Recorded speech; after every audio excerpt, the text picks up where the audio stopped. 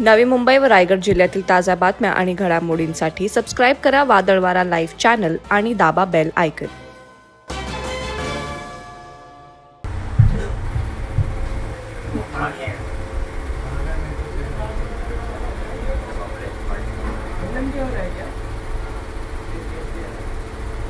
नवी मुंबई वाशी येथे रविवारी रात्री 1च्या सुमारास अरेंजा कॉर्नरजवळ बेस्ट बस आणि एर्टिगा कारचा भीषण अपघात झाला।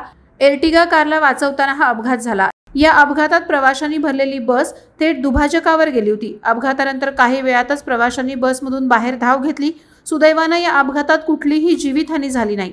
अपघाताची ही थरारक घटना सीसीटीव्ही कॅमेऱ्यात कैद झाली आहे। सीसीटीव्ही व्हिडिओमध्ये एर्टिगा कार बसच्या समोरून येताना दिसत आहे। समोरासमोर अपघात टाळण्यासाठी बेस्ट बस चालक तातडीने बस दुसऱ्या दिशेला वळवण्याचा प्रयत्न करतो, मात्र बस वेगात असल्याने ती बस थेट दुभाजकावर जाऊन चढली। अपघातामध्ये बसचं मोठं नुकसान झालंय। अपघात घडला तेव्हा या बसमध्ये देखील प्रवासी भरले होते।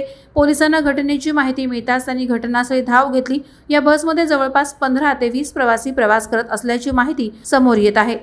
वादळवारा लाईव्हसाठी अमोल कांबळे, नवी मुंबई।